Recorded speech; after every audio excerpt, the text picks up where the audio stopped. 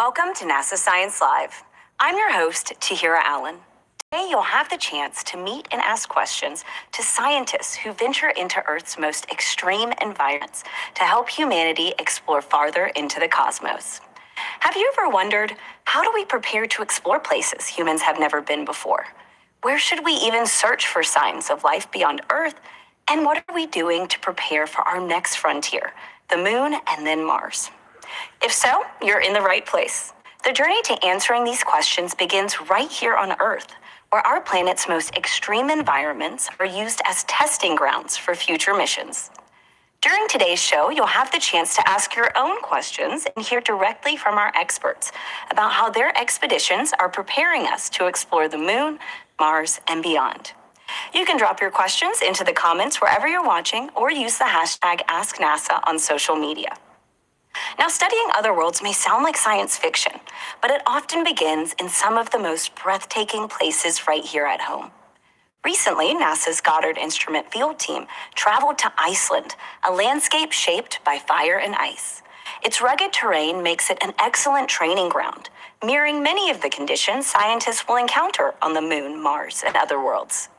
By investigating these analog environments, our scientists are learning how planets work and paving the way for Artemis missions that will return humans to the lunar surface. Coming up, we'll meet some of the team to take your questions live on air. But first, let's take a look on the ground in Iceland.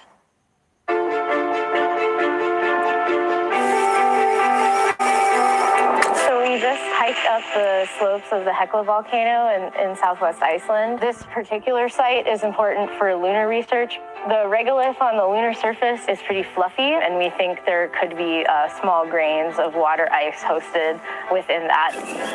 So today we have a few of our teammates setting up some ground-penetrating radar surveys, and what it does is it makes a 2D slice of the subsurface, and we use that to understand what sort of material we're looking at. Look at those reflectors. Oh, yeah.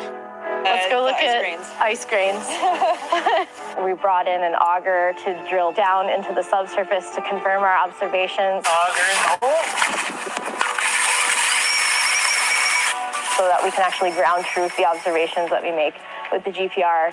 Yeah, and you can see the sparkles of the ice. That's a gift shot. Yeah. That's really... Nothing can our polar scientists more exciting than ice crystals. So I'm so excited for show and tell. We have something to show. So we're gonna drill through the snow and look at the transitions from snow to ice to volcanic sediments. We'll get going. Hopefully we'll see some ice-cemented volcanic sediments, and then we'll see how deep we can get.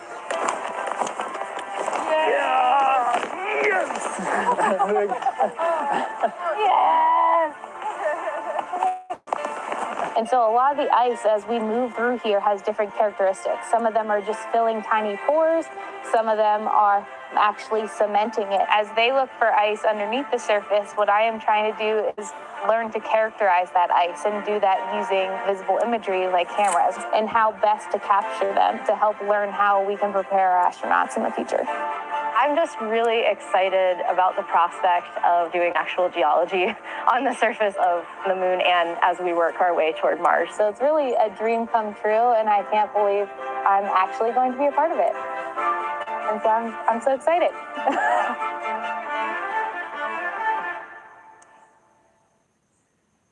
I'm joined now by Emily Shoemaker-Thaxton, a planetary scientist who you just saw on top of an active volcano in Iceland.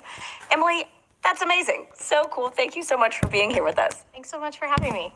So again, we just saw you on top of an active volcano doing science. Can you kind of put us in your shoes? How was that? Yeah, it's really breathtaking when you get to the top of a mountain like that and you're looking down over this unvegetated landscape, and that looks a lot like Mars or what the Moon might look like. Yeah. And you can really just put yourself in the shoes of the astronauts, or boots, I should say, on the surface of those worlds when they go out to explore them in the future. So for me, that was the most exciting part.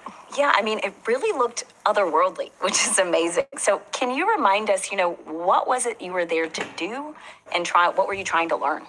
So we went out into the field with three main objectives. One was to think about how much ice there is and what it looks like, and then can we actually measure that with the ground penetrating radar that you saw in the video? So geophysical instrumentation.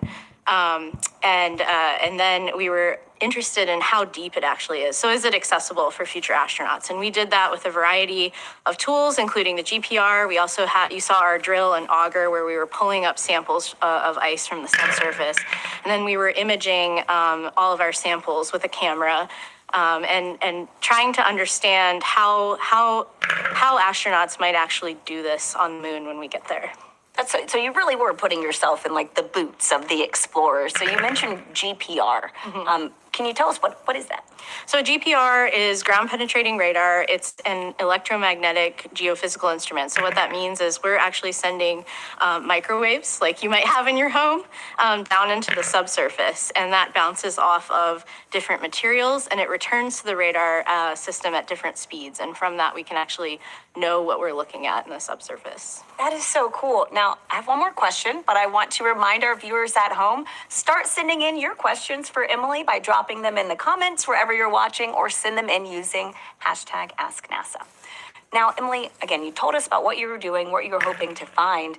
Can you help explain, how will this help our future astronauts? Are they planning to do this on the lunar surface one day?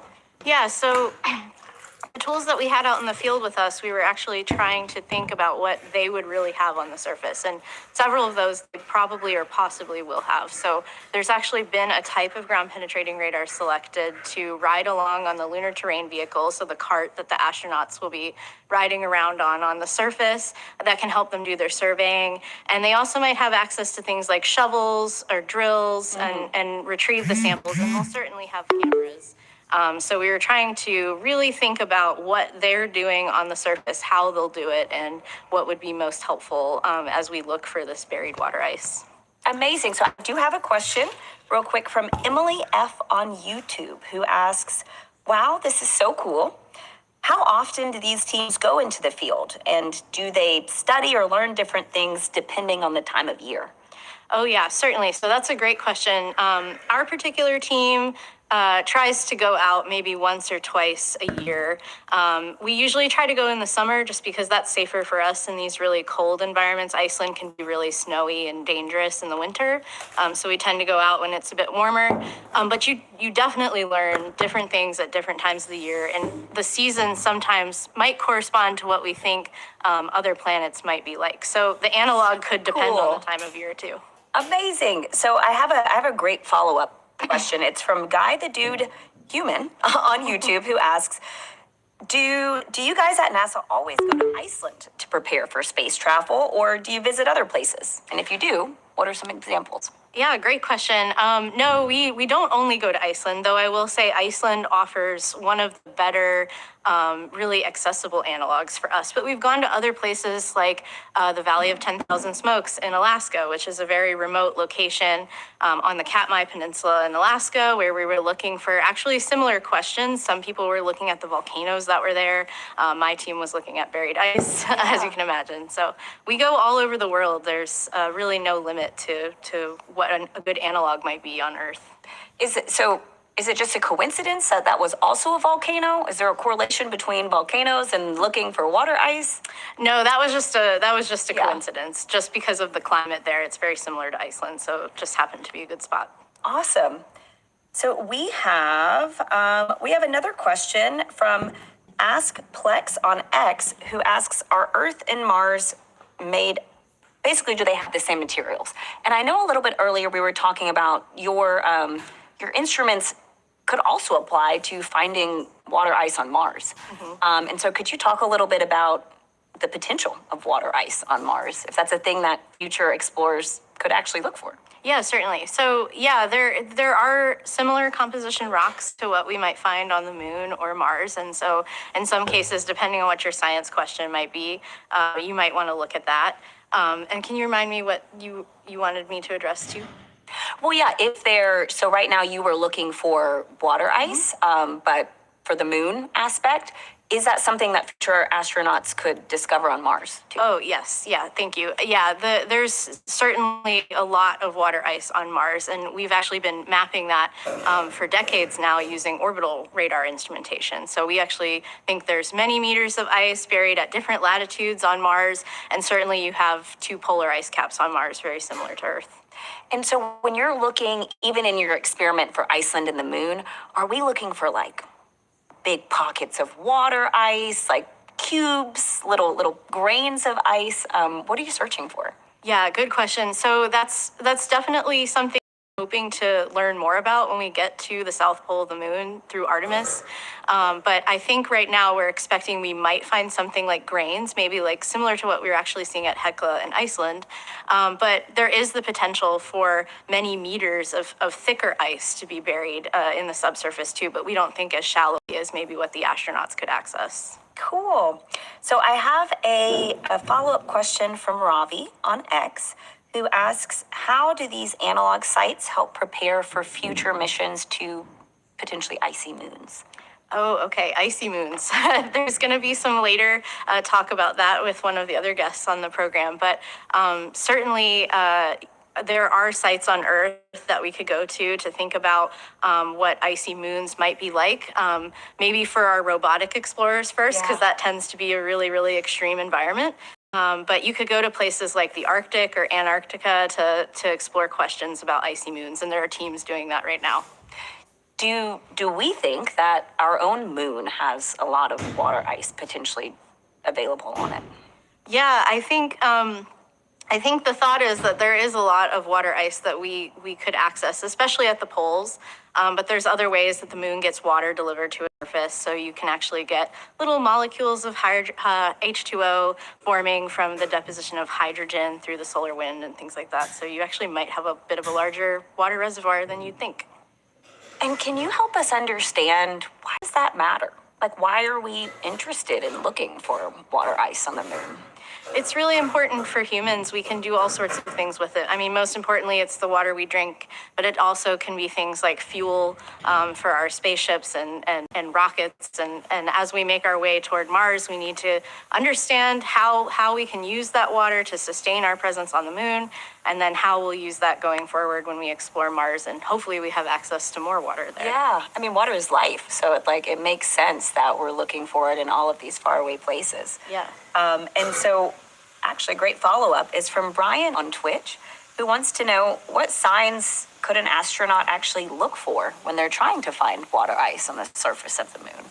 Yeah, so that's a really tough question. We, when we were in the field, you didn't necessarily see that the water ice was present at the surface. So we needed to use our geophysical instrumentation to be our eyes in the ground. The GPR. So we were using that into the subsurface, and then we knew where to target to drill and retrieve samples. And we think the astronauts are going to have to do something pretty similar. You won't really see a block of ice sitting on the surface of the moon. It's got to be protected by the lunar regolith. So I guess the answer is really by using the technology that your team is testing, which is cool. Our next question is from Cyzane on YouTube, who wants to know, what is the most interesting thing you think we could find on the moon? Well, I'm really biased because I find the water ice question to be really exciting. I just think that's so exotic on a body like the moon. But I also am interested in volcanoes, so I'm very excited about any mission that might go and explore the volcanoes on the moon, perhaps something like the Gruithuisen domes or lava tubes on the moon. Those are also really exciting. Awesome. Our next question is from Mikey16 on YouTube, who asks, will this help future astronauts like on the Artemis 3 mission? Yeah, certainly. So a lot of our research is thinking about, how astronauts are going to work on the surface. Kind of one of our first jumping off points of doing that, and hopefully it'll set us up so that we have a better idea of how we're actually going to do water ice retrieval on the surface of the moon long term as Artemis continues. So Emily, how did you even get into this kind of science? That's a good question. My path wasn't always like direct into science. I started out as a person that really enjoyed like music, and so I thought I was going to go to school for that, and then I decided to go to school for physics, and I did first astronomy project looking at the Milky Way galaxy and mapping that with radio waves. So very similar to ground penetrating radar, but looking up at the sky instead. And then I got very interested in Mars after that, and the rest is history. Wow, amazing. And then now the moon. Yes. And so that's awesome. So we have another question from Annabelle, who asks, what are you hoping to find on the moon or Mars? I think you alluded to this a little bit earlier, but again, can you expand, what is the big focal point for your team? What would be a win for your team and the work that you're doing when it comes to these two planets? Yeah, I think, so for the moon, I think it would be really exciting to just be able to locate buried water ice rapidly and have it easily retrievable for the astronauts. So I think that's like the big goal. And if our research can make that easier and help them do that quickly, then I think we've achieved our goal. And for Mars, the longer term goal is thinking about bigger reservoirs of water ice. It's just as hard to get to. So thinking about how are we going to extract more? What does that look like? And how are astronauts going to expand their presence on the surface of Mars in the future to do that? I have a question from McFlurry Mac on Twitch, who asks, how are we sure that the ice on the moon is actually ice? Well, that's a good question. I think, we have to be patient and maybe wait until we get to the surface to confirm that 100%. But we've had a lot of orbital instrumentation show that what we are indeed water ice. We had the L-Cross impactor at the surface of the moon and release some of that water ice into space, and then we measured. Pretty sure. Yeah. Okay. Awesome. And so, Emily, too, you were talking about your work and you were identifying where water ice could be, but did your team also, test how you can retrieve it? Yeah, a little bit. I would say we were mostly retrieving it for ourselves to make sure that what we were looking at in the subsurface with the GPR was indeed there. So we wanted to make sure what we were looking at was ice. But certainly there are drills in the works to be deployed on the surface. So the auger that you saw in the video could be really similar to something that might be used in the future. Well, so cool, Emily. I hope your research and your science makes it to the moon one day. Thank you so much for being here with us. Yeah, thanks so much for having me. And now let's venture further out into our solar system beyond the moon to a world that we've had our eyes on for a very long time. From orbiters to landers to rovers, we have been studying Mars for decades. But there is still so much left to learn. Now, believe it or not, Iceland is also home to rocks that are very similar to those that our rovers and future humans will study on Mars. Let's go along to another team on the expedition to see how Iceland can teach us about the red planet. Tell me when. You want one more? Let's go one more. I'm David Burt, part of the SWIFT mission.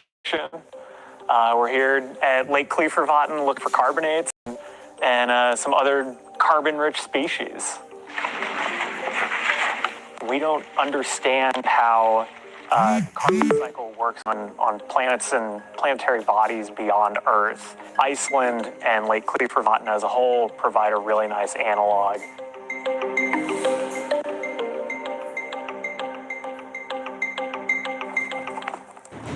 I'm Mike Thorpe. I'm an assistant research scientist at the University of Maryland and NASA Goddard Space Flight Center. We're at this region called Stora Laxá, which is in the southwest region of Iceland. It's a river that is kind of carving through these basalts that are laid down by volcanic activity. So our goal is to kind of look at the change of like how you go from sediments in a stream to kind of a sedimentary rock and what happens in between. They're widespread on Mars. I mean, it's the majority of, it's almost all what Curiosity has looked at as rocks that were formed in a lake in rivers. But really, as one-to-one comparison as I've come across. So excited to get our hands on it.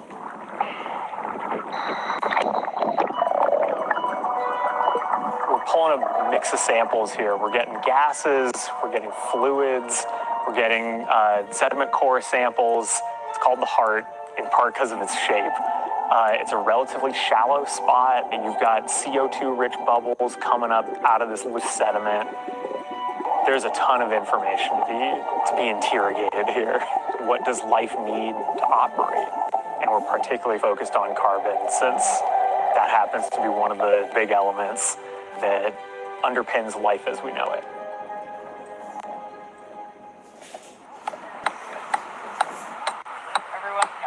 We came across the perfect outcrops for me. We were seeing these kind of siltstones to mudstones, so they're really fine-grained material, which are perfect because those are deposited in like a lake environment, so a very habitable environment. This is super exciting for me. This is, I mean, we've been looking at sedimentary rocks that have been formed in similar processes on Mars. It's really cool to be holding a piece of information like this.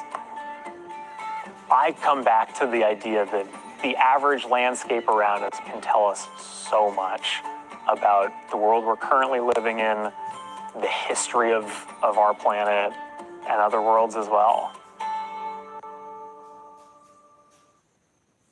From beneath lakes to the peaks of mountains, it is incredible to watch these scientists in action. And I'm joined now by one that you just met in the rain and fog of Iceland, Michael Thorpe, a sedimentary and planetary geologist. Mike, that looked like quite the expedition. Excited to get into that. Thank you for being here with us. Yeah, thanks for having me, Tara. So earlier before we were talking, you mentioned that this is not your first time out in the field. Can you give us an idea of some of the places you visited and what you were studying? Yeah, so field geology is kind of the reason I got into this profession in the first place. And so I'm excited to be out there. That's my happy place. I started out in Long Island during my graduate studies and then made it all the way west to Hawaii and a bunch of places in the States in between. I've gone abroad to Lanzarote, Spain, Turks and Caicos. I've been to Hawaii a couple of times. So a bunch of different places that I've been super fortunate to go to. And so why these places, though? Were they similar to, I guess, other places NASA was trying to study in the solar system? Yeah, so every analog, there's no perfect analog is the thing. There's nothing that matches Mars here on Earth, but we try to target specific features or processes that we try to understand better here on Earth to apply that to other planets too. So each of these places offers something unique that I can learn something about it and apply what I'm learning here in the terrestrial environment to what we're seeing kind of in our Martian as well. And that's what you were doing in Iceland, right? So we saw that your team discovered these amazing mud and siltstones. Can you tell us how these rocks in Iceland are helping us learn things about the rocks on Mars? Yeah, so being up and close and personal with these rocks gives us a really good idea of how they formed, kind of what climate they were in. And so we use what we see on the ground in Iceland and compare it directly to what the rovers are seeing. So the rovers are akin to our kind of geologists on the ground there. And all they've been seeing are kind of these mudstones and kind of river rocks as well. And so these things we know form in those kind of environments, and that's why we're trying to tackle those in Iceland. And it was really a remarkable comparison. It was the best, I mean, I call it my number one outcrop that I've been to before. And that's really? Yeah. Oh my goodness. And so, what do you think is the most important part then about going into the field and doing science like this? I mean, so for instance, if you're looking at Google Maps, like you get a good idea of what's going on from above, but when you're out there getting your hands dirty, literally getting your hands dirty in the field, you learn so much more about what you're looking there to. And same thing goes with Mars. When you're looking at remote sensing data, you can learn when you're on the ground with the rover, you learn so much more. So actually having these samples in hand gives us kind of a different piece of the puzzle that we wouldn't have otherwise. Cool. Now, we've got a ton of social questions coming in, so I'm going to get to those in just a few minutes. But again, as a reminder for those tuning in, feel free to drop your questions for Mike into the comments wherever you're watching, or use the hashtag AskNASA on social media. Okay, coming in. So we have Yacht Empress on YouTube who asks, what limitations do Earth-based test sites have compared to real conditions on Mars? Yeah, we always have to kind of do the pluses and minuses what one analog provides versus another analog. So for instance, I've done a bunch of field work in Iceland where we're looking at modern sediments that are in the river, but everything is lithified. And so the limitation there was like these rocks have experienced some compression and things over time that changes composition. This time I was lucky to actually find those rocks there, but it's also different atmospheres that we're dealing with. Sometimes it's different kind of starting materials that you're dealing with. Sometimes it's more rain. Yeah. Sometimes there's vegetation. You just can't get away from that on Earth. So that's why we go to all these different places to kind of piece together a bunch of different pieces of the puzzle to kind of understand it all more, a comprehensive story, if you will. Yeah. And so when you say lithified, can you break that down for us? Lithified is just taking sediments that are out on Earth here, whether it's like dirt that you're literally out there or on the river itself, and just compressing it. And so over time, you really are just compressing and smushing it into a rock itself. And so does it matter either that, these rocks on Earth are a lot younger than the rocks that we're seeing on Mars? Does that...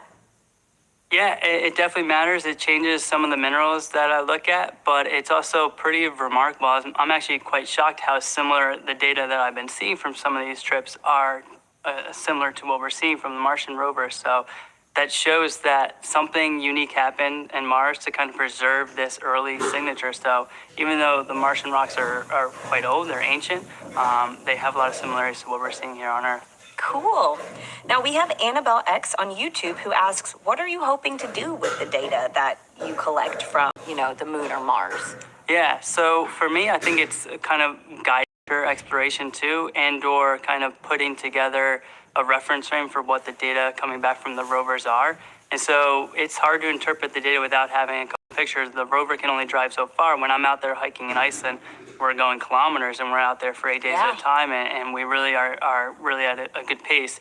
Rovers can't do that. They're a little more restricted too. So we kind of provide that bigger picture, kind of broader view of what's going on by placing the stuff in a context. And then outside of that, we can kind of use our knowledge base to kind of say, like, this was a good sampling spot. Maybe you should go to, like, learning where you might sample. Targets of interest are definitely important. And then if you take that a step further, kind of teaching astronauts how to be sampling in the field when they go on to these other planets or the moon, you're only dealing with rocks up there. So the geologists are hopefully helping guide where you might go and kind of interrogate.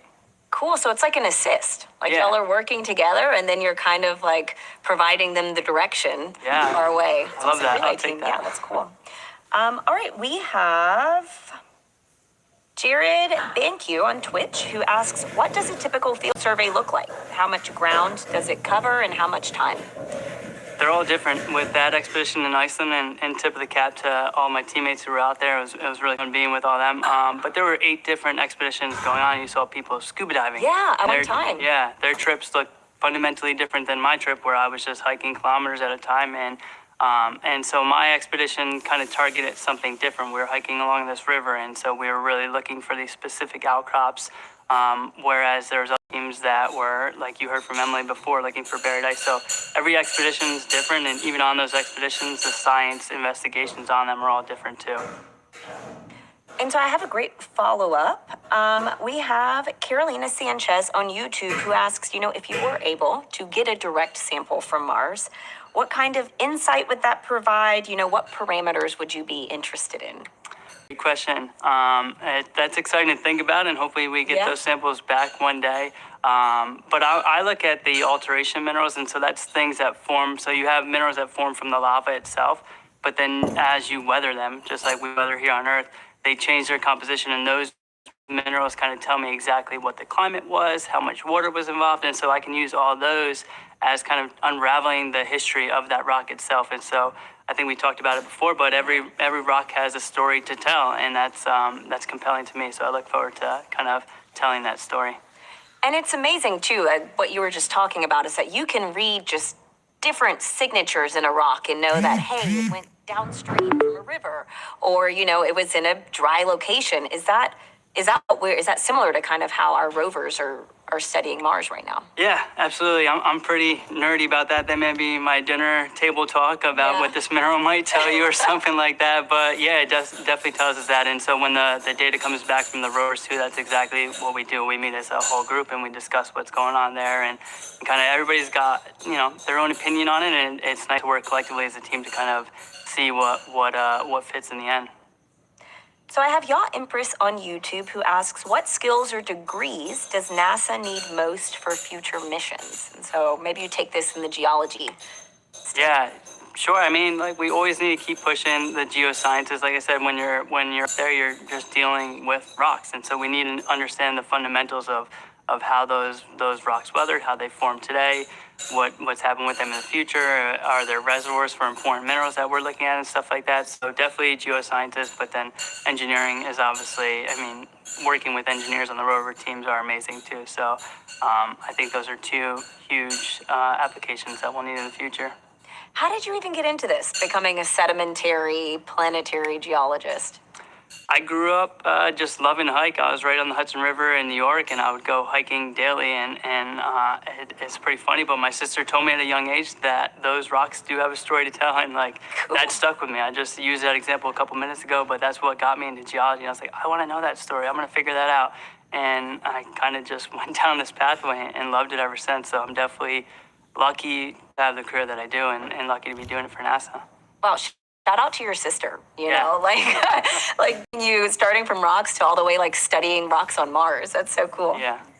Our next question is from CapSam1 on Twitch, who asks, Does Mars have alluvial fan debris fields like we do here on Earth? Have we compared their behaviors to ours? Yeah, I think they may meant to say alluvial fans, and that's what kind of happens when you have just like streams that are coming down a mountain, and it kind of quickly deposits everything quickly, and it makes this like fan shape. And so it's pretty, I mean, it's gorgeous to look at, and they do. And so that's a good question, and like that's why we went to Gale Crater, where the Curiosity rover is, because it had this alluvial fan. And it's kind of a similar, different depositional environment, but deltas where the Perseverance rover is right on a delta too. So that's kind of when a stream goes into a body of water too. It makes a fan shape as well, but just a different kind of shape overall. So we definitely target these environments that we think were habitable or definitely had water active in it at some point in time. Cool. Now, Emily F. on YouTube asks, what would you say is the most exciting thing that you've studied in the field that was later utilized by an astronaut or other researchers? Well, I hope my stuff is used by an astronaut one day, Yeah. but I can't say that yet. But I think we've been focusing on a lot recently where groundwater goes into a lake, and so you kind of don't see. We call it this invisible component. It's kind of going through the sands and making its way down into the lake itself, and that mixes with the lake water too.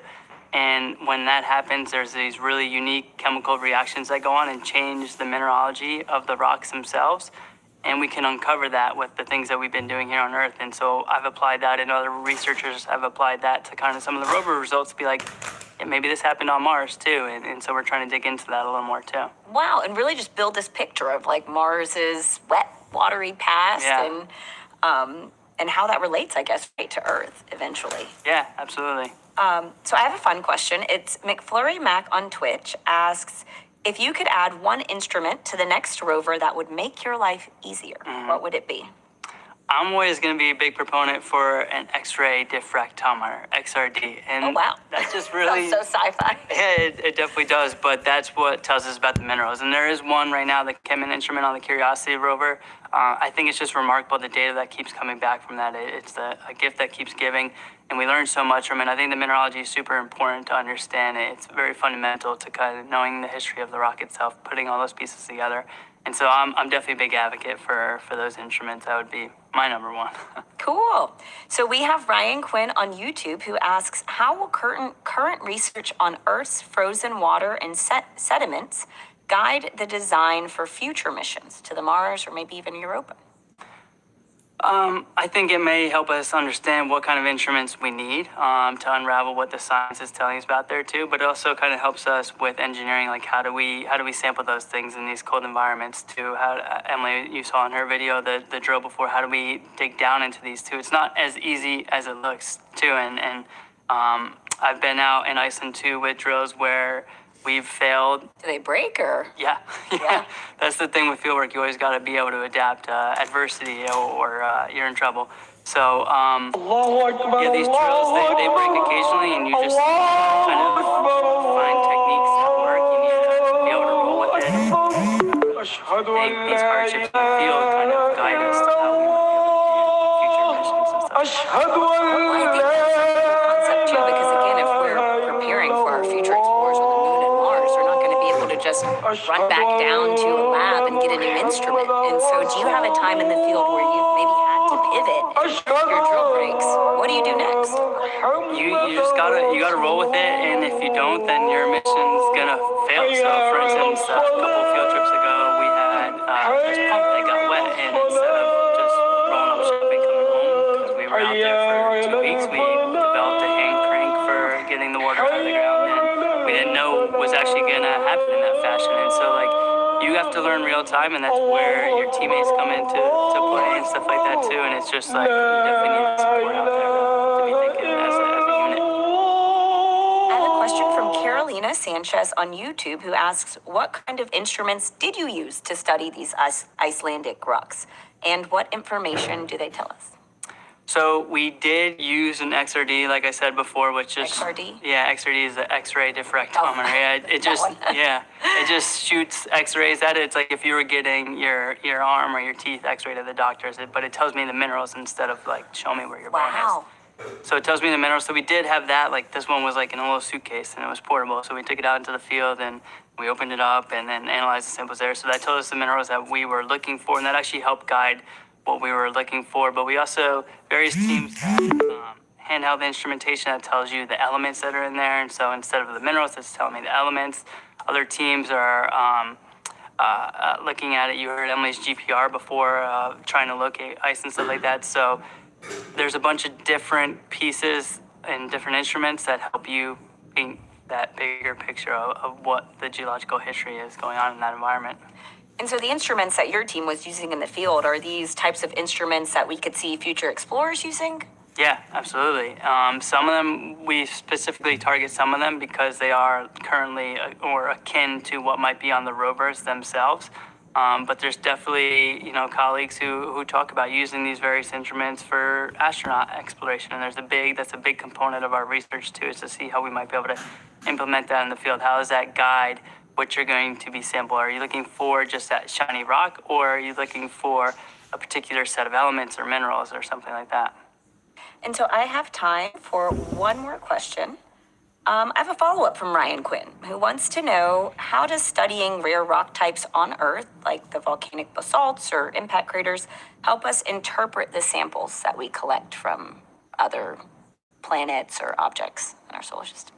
Studying the igneous rocks themselves, so those volcanic rocks are going to tell you like how quickly that magma cooled, or how quickly or where it cooled in the system, like in proximity to the surface. But then for me, I'm a sedimentary guy, so that means that we take those rocks and we beat them up and we move them downstream. And so like I can tell you how far it was moved downstream. I can tell you the composition of the water. Was it really salty water, or was it kind of very neutral lake-like water or something like that, fresh water?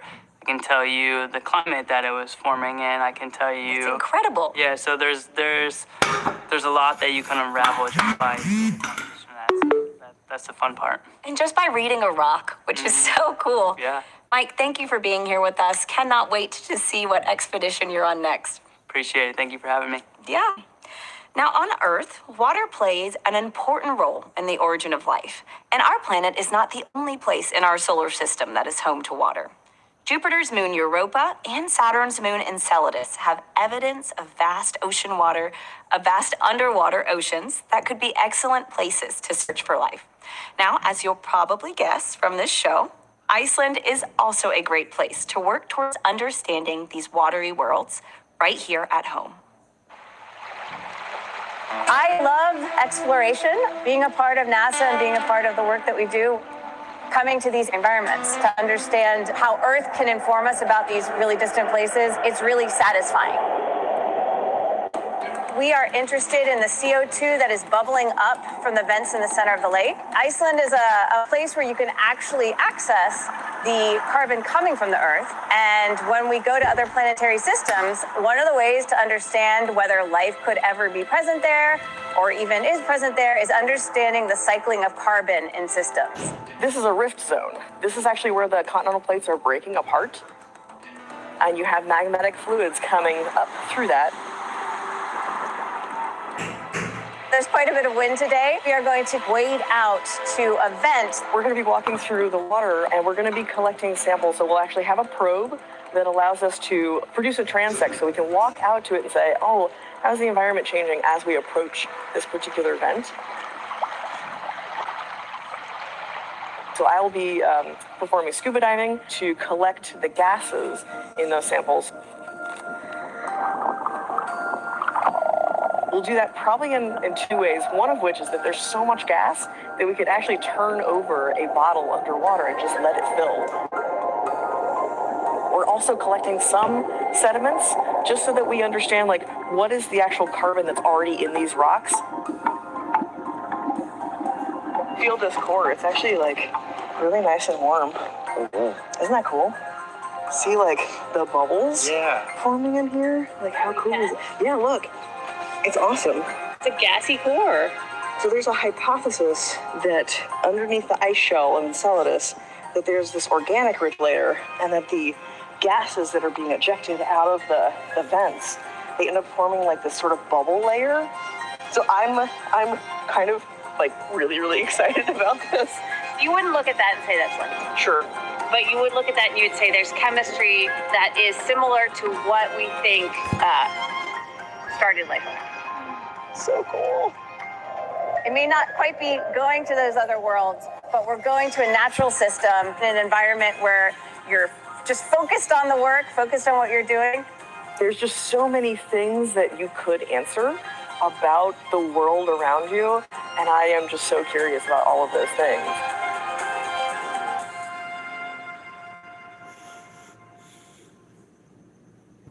I'm joined now by Bethany Teeling, a planetary geochemist.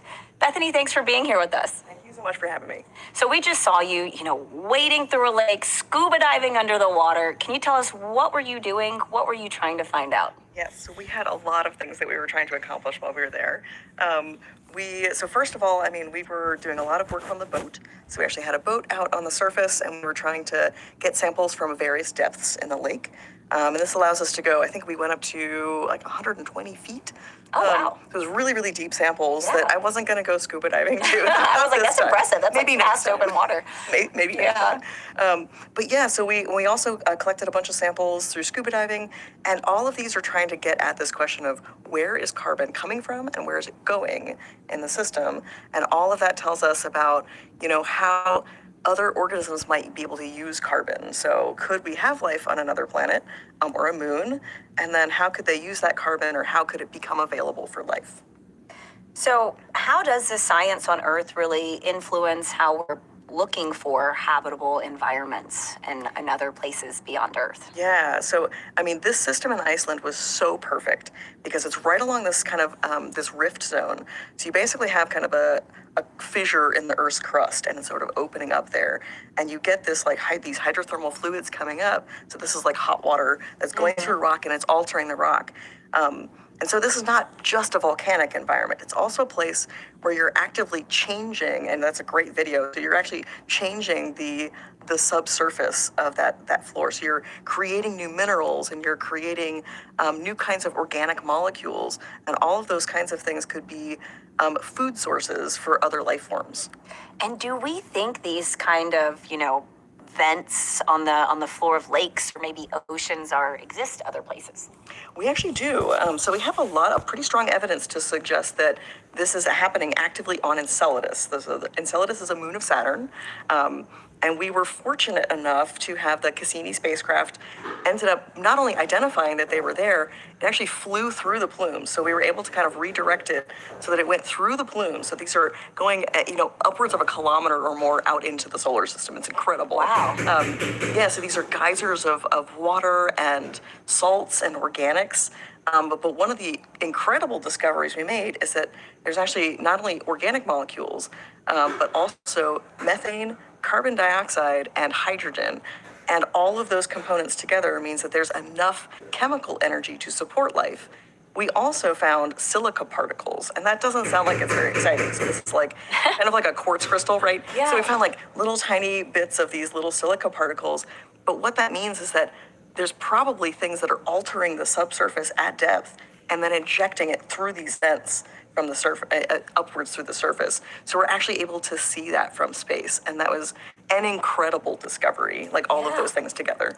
Oh my goodness. So on Earth, these vent environments Are they known to harbor life or, again, help life? Is that why we're so excited to be seeing these things from Enceladus? Yeah, so some of the, there are several hypotheses, but one of the prevailing hypotheses is that, these are the kinds of areas on Earth that could have had the rise of life, right? So there's enough chemical energy and there's enough changes. So basically we're looking for gradients. So this is where, the chemistry changes from here to here, or the temperature changes from here to here. So you want to have something that you want to change. And what happens across that change means that you can actually move energy from one place to another. And so we think that this is the kind of environment that could have resulted in the formation of life on Earth. Wow. In ancient Earth history. Yeah. And now we're seeing little signs on another world. Yes. That's amazing. Now I have one more question, but I want to remind our viewers that might just be tuning in, submit your questions for Bethany about ocean worlds and hydrothermal vents and places where, we could be searching for life by dropping them in the comments wherever you're watching or by using #AskNASA on social media. Now, Bethany, while we wait for folks to drop their questions in, I wanted to ask, how did you even get into this line of work? Yeah, so I, similar to Emily, I have like a really weird path, but this work specifically, so going to Iceland and doing things related to ocean worlds and underwater.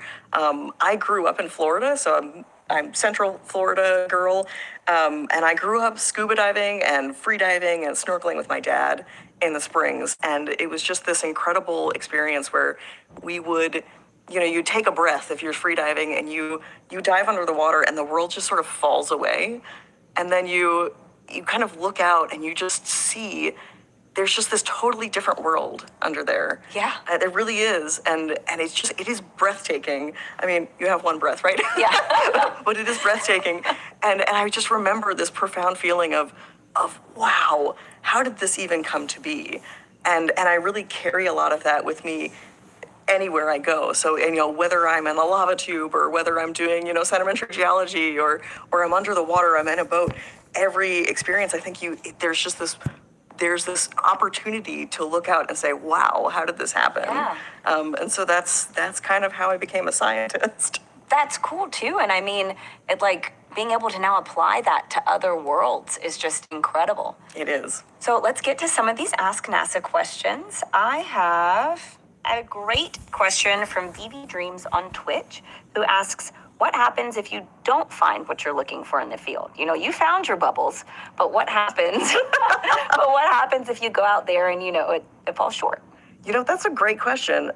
So we try the best we can to find the right place for the right question. And there are times where maybe it's not exactly the way you expected, right? So even when we went out to Iceland this summer, we were pretty sure we were going to find specific kinds of signatures. And once we got out there, things were, that maybe we expected the temperatures to be a little bit different and it wasn't exactly what we expected, or the pH we thought would shift more and it wasn't exactly what we expected. One of the great parts about this is that, these are not a loss. And I think we don't talk about that enough in science, is that having a result that's different from what you expected or your hypothesis is not a bad result. That's still good science. And so it's a really good opportunity to sit there and take a breath and say, okay, well, what does this mean? And if I tried to come up with a hypothesis where this was the result, then how do I need to reframe my thinking about this kind of environment? So it's actually a really good opportunity. It does happen, but it's an opportunity to learn. And it opens new questions, right? It does. And I have so many questions now. Yes. Yes. So, you were out there in the field. Did you find, again, you found the vents, but, I do know that you took some investigations. Did you get any results back from that yet? We are just getting some results back already, so that's very exciting.